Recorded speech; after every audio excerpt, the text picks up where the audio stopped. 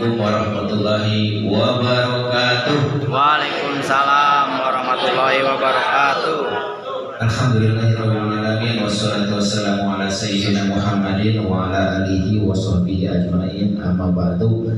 Yang saya hormati Guru Besar Jagat Pakidulan, yang mudah-mudahan beliau selalu diberikan kesehatan oleh Allah Subhanahu wa taala. Yang saya hormati Ketua Koordinat Naganingrum, guru saya Anpei, yang selalu memberikan motivasi kepada saya di kala bertemu baik cadaan ataupun yang lainnya. Karena dengan ketemu dengan Anpei pasti saya tersenyum. Yang saya hormati juga Ketua Naraga Sukma Ang Sofian, selaku guru saya yang selalu memberikan motivasi tetap tersenyum kapanpun dan dimanapun. Saya belum pernah melihat Pak Sofian cemberut, tersenyum Pak Sofian. Yang saya hormati Guru Besar Gunung Gede yang dikoordinat oleh Ang Wawan, dan yang saya banggakan rekan-rekan seperjuangan, bukan calon berarti ya, mahasiswa The Master season 2 yang alhamdulillah pada minggu kemarin atau 2 minggu belakang kita sudah launching pembukaan. Minta doanya dari rekan-rekan, semoga dari Lana Jagat Pakidulan sebanyak 6 orang bisa lulus sampai dengan selesai. Amin. Dan yang saya banggakan para guru saya, para rekan saya, terapis Muslim Jasad yang sangat luar biasa, yang selalu antusias terhadap ilmu GM ini. Mudah-mudahan apapun impiannya, apapun keinginannya, kita semua dapat terwujud. Pertama-tama marilah kita panjatkan puji dan syukur kepada Allah Subhanahu wa taala. Salam beserta salam semoga tercurahkan kepada Nabi Muhammad SAW. Terima kasih kepada MC yang telah memberikan kesempatan kepada kami, kepada kelompok 6. Sebenarnya saya bukan ketua, yang pas itu karena Master EP ganteng, Mas CF mantas. Tapi karena pada waktu itu tidak ada lagi pilihan, katanya ya daripada kelompok nanti tidak ada ketua, kita ambil kesepakatan mufakat gitu kan. Saya juga sebenarnya biasa saja, visi misi saya adalah kebersamaan, tidak ada ketua ataupun anggota. Tujuan kami adalah bagaimana kami bisa lurus bersama.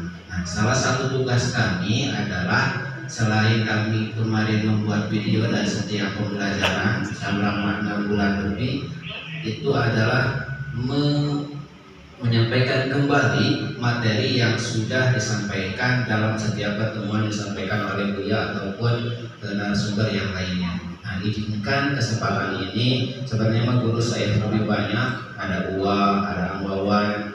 Namun jika ada kekurangan mohon koreksinya, kami semua lagi masa tahap belajar. Nah, minggu kemarin kita itu membahas tentang Nabawadatala, itu kan, Mas.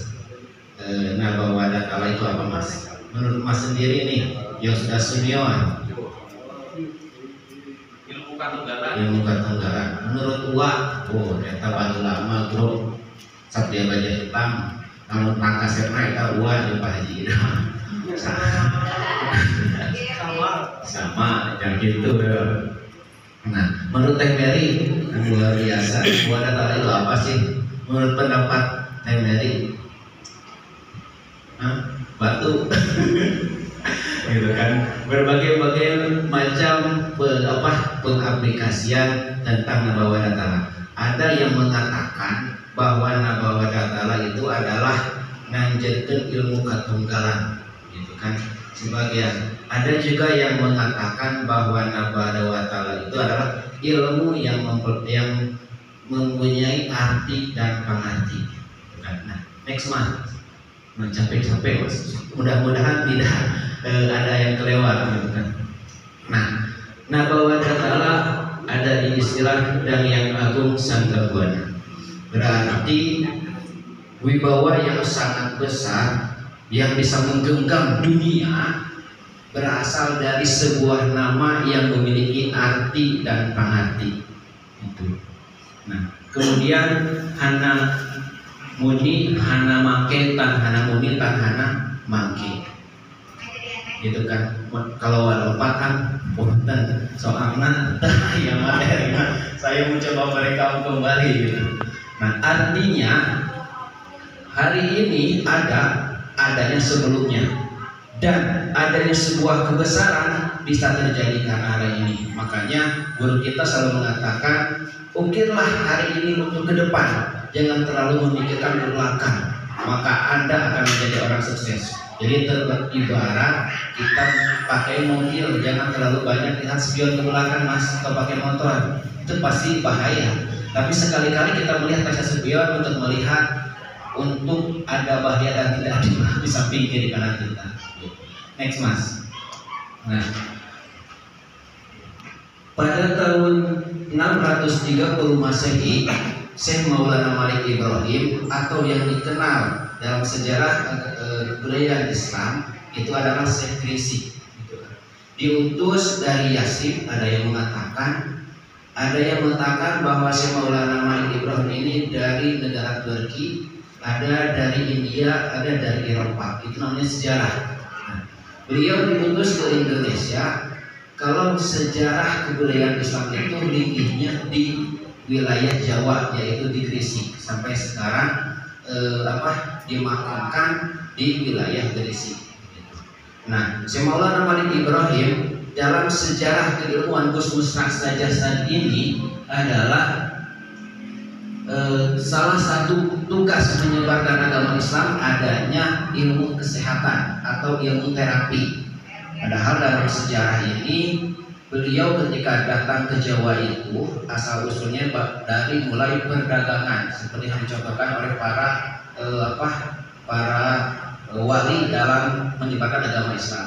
Yang kedua adalah sebagai tabib dari, nah pada waktu itu banyak orang yang sakit digratiskan, katakan wah temannya kalau lebih miskin wali Syekh Maulana Malik Ibrahim tadi pungut 1.000 acan dinas sejarah teh kayu ramanya dipasihan dan butuh orang tuanya. Saking pada waktu itu banyaknya orang yang sakit tidak dipungut biaya karena pada masa itu adanya kasta, zaman pada Buddha dan Hindu ada perbedaan. Nah, salah satu keahlian pendekatan Syekh Maulana Malik Ibrahim adalah adanya pengobatan gratis tadi. Nah, 630 Masehi, gitu kan. Pada waktu itu di hulu Sungai Citarum ada sebuah ajaran yang namanya Sabta Daya Ingraga Sampurna yang dibawakan oleh Yang Brajadewa. Nah, di sana Syekh Maulana Malik Ibrahim bertemu dengan muridnya. Menurut beliau di dalam kitab Nabawa Datalah tidak dijelaskan siapa nama murid yang Brajadewa ini, tetapi Syekh Maulana Malik Ibrahim di hulu Citarum ini bertemu dengan muridnya yang Brajadewa. Di sana juga diceritakan ada kerajaan yang namanya Kerajaan Tarumanegara. Tarumanegara ini adalah salah satu kerajaan yang ada di wilayah Citarum. Pada waktu itu masyarakatnya mengalami wabah yang namanya wabah mas naik dulu mas istilah wabahnya nepra ya. Nah, wabah ini semacam pengkelupasan terhadap kulit ya tehani. Jadi tidak ada obatnya. Nah, kerajaan kebingungan bagaimana mengatasi wabah tersebut. Maka pada waktu itu Syekh Maulana Malik Ibrahim bertemu dengan muridnya yang Brajadewa di hulu tersebut bertukar ilmu. Nah, ilmu yang namanya dari kitab Hayatul Fatah dengan next mas, dengan yang namanya nanti ilmu Sabta Daya Ingraga Sampurna. Nah, ketika bertukar tersebut mengamalkan masing-masing dan terjadilah karena pada waktu itu terjadi peralihan. Ada yang awalnya menganut Buddha pindah ke Hindu, ada yang dari Buddha pindah Hindu ke Buddha, ada juga dari Buddha ke Islam, dari Hindu ke Islam. Karena terjadinya peralihan yang sangat dahsyat, next mas, maka digabunglah pada waktu itu Syekh Maulana Malik Ibrahim dengan muridnya yang Brajadewa menggabungkan kitab Hayatul Fatah dengan kitab namanya kitab apa? Sabtadaya Ingraga Sampurna menjadi kitab Nabawadata. Itu sejarah asal usul kitab Nabawadata. Sebagaimana kita ketahui bahwa isi dari kitab Nabawadata itu adalah ilmu katunggalan. Maaf kalau ada tulisan yang kelapa. Yang kedua, ilmu nata diri nata nagara. Yang ketiga, ilmu rasa jasa. Ilmu tata tunggalan, karena di sana pada waktu itu masih adanya budaya Buddha, berarti ketunggalan itu kalau Islam lebih berfokus kepada Allah Subhanahu wa Ta'ala. Kalau mereka mengatakan berarti lebih kepada Tuhan yang Maha Esa. Kemudian ilmu nata diri nata negara. Nah di sini menurut saya orang GM yang tidak bertahan dalam akidahnya, sehingga tidak tahu seperti apa sih keilmuan GM ini. Lebih banyak melihat orang lain, ketika orang lain seperti begitu, ataupun ada virus di luar. Karena ini ilmu nata diri nata negara macam sampai minimal diri sendiri. Terkadang kita hanya bisa menyalahkan orang lain tanpa melihat diri sendiri apakah sudah betul di keilmuan khusus rasa jasa ini. Nah ini yang harus kita saling mengingatkan. Kemudian ilmu rasa jasa yang kita pelajari sampai sekarang ini. Next mas. Nah, dalam proses perjalanan peralihan dari kerajaan Tarumanegara itu kita Nabawadatala berpindah ke Sundapura. Kemudian di Sundapura dibawa ke Sunda Sumbawa Jayagiri, atau dengan istilah di situ ada Bagasasi, atau sekarang itu dikenal dengan istilah Bekasi. Jadi SSJT ini kita mas, enak koordinat SSJ Sunda Sumbawa Jaya. Jadi SSJT singkatan Bekasi kene. Bahkan di Bekasi ada koordinat SSJ, padahal SSJT ini Sunda Sumbawa Jaya. Kemudian dibawa kembali ke kerajaan Galuh yang kita ketahui kemarin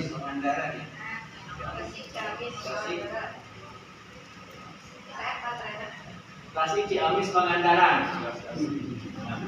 Nah, dari Galuh ini dibawa ke kerajaan Galunggung. Ada istilahnya Waru Jagat, ada istilah perjanjian Galunggung. Kemudian berganti nama menjadi Sanghyang Kandang Kasihan. Kemudian berganti nama Ilmu Kasumendangan.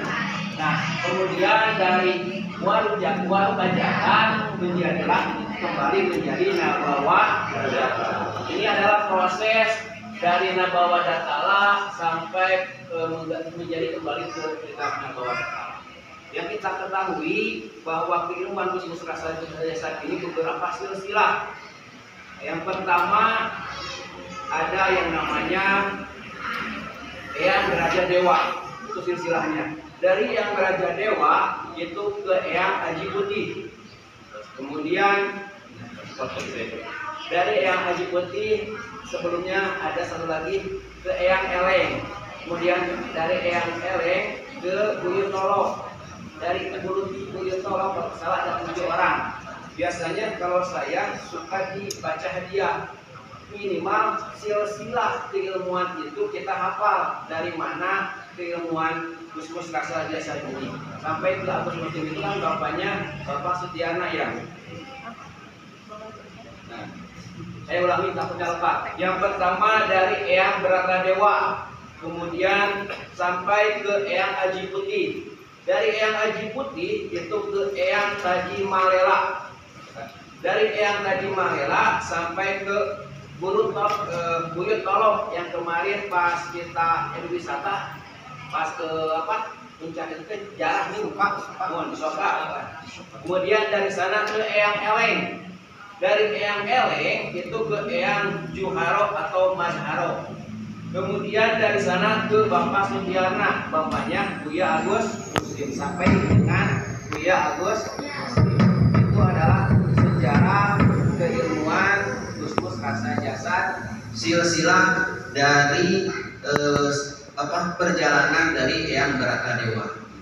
Mungkin itu sedikit singkat gitu kan, mengenai sejarah asal usul kitab Nabawadatala. Untuk aplikasinya apa sih gitu kan, dari apa istiwa, apa siwa, istiwa seda, dan taklah itu sudah dijelaskan tadi sama Kang Epen ya, sama Teh Hani gitu kan. Nanti kalau mau materi di sini juga ada next mas tentang Nabawadatala.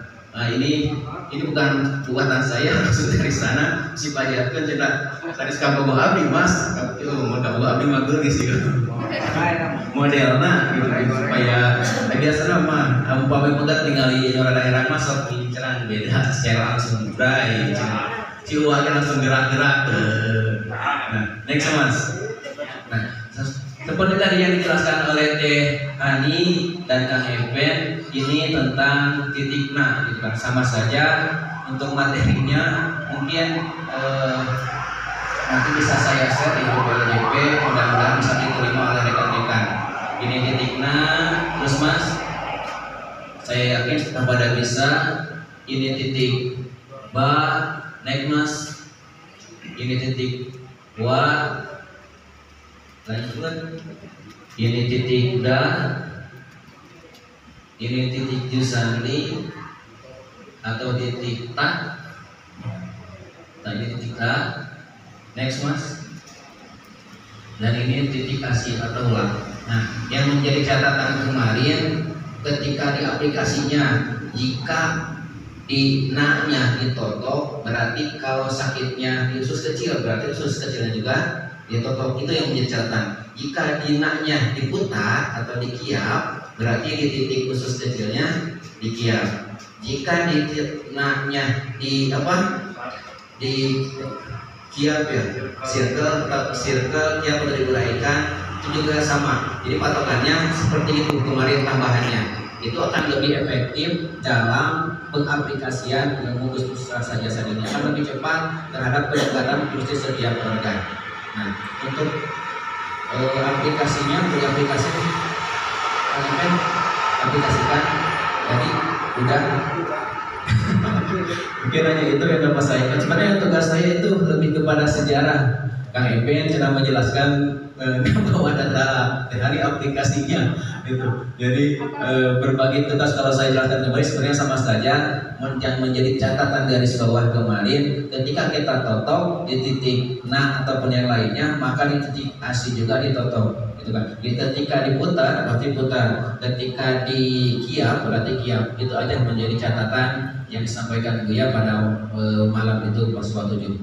Terima kasih atas kesempatannya, mudah-mudahan ada manfaatnya. Mohon maaf jika ada kekurangannya dari kelompok 6. Minta doanya mudah-mudahan kita semua sampai lulus.